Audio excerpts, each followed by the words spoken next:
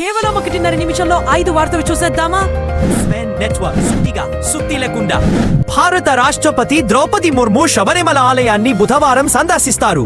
స్వామి Ayyappan road సాంప్రదాయ trekking మార్గం ద్వారా 5 4-wheel డ్రైవ్ వాహనాలు మరియు అంబులెన్స్ తో కూడిన కాన్వాయ్ లో రాష్ట్రపతి సన్నిధానం చేరుకుంటారు అని ట్రావెన్కోర్ దేవస్వం బోర్డు తెలిపింది.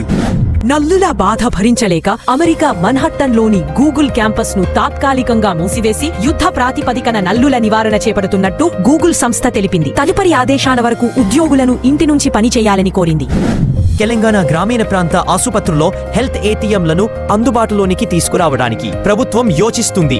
ఇప్పటికీ హైదరాబాద్ కింగ్ కోటి, మలక్పేట్లు అందుబాటులో ఉన్న ఈ ఏటీఎంలను ఢిల్లీకి చెందిన ఒక ప్రైవేట్ సంస్థ డెవలప్ చేసింది అని, దీనితో క్షణాలలో అన్ని ఆరోగ్య పరీక్షలు పూర్తి చేయొచ్చు అని అధికారులు తెలిపారు. ప్రపంచ వ్యాప్తంగా ఐఫోన్ 17 అమ్మకాలు గత వర్షన్ అమ్మకాల కంటే 14% ఎక్కువ అవడంతో యాపిల్ సంస్థ షేర్ ధర $263కు చేరుకుంది. దీంతో యాపిల్ సంస్థ నికర విలువ $4 ట్రిలియన్ కు చేరుకుంది. చింగ్ దేశీ చైనీస్ బ్రాండ్ కోసం రణ్వీర్ సింగ్, శ్రీలీల, బాబీ డియోల్ భారతదేశపు అత్యంత ఖరీదైన అడ్వర్టైజ్మెంట్ లో నటించారు. 150 కోట్ల రికార్డు స్థాయి బడ్జెట్ గల ఈ అడ్వర్టైజ్మెంట్ కు అట్లీ దళక్షకమ వహించారు.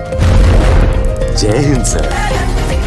సుత్తి కొట్టకుండా నిజమైన వార్తలను తెలుసుకోవడం ప్రతి భారతీయుడి హక్కు. సూటిగా చెప్తే మా స్వెన్ నెట్వర్క్ వార్తలు మీకు నచ్చినట్టు అయితే ఈ వీడియోను లైక్ చేయండి.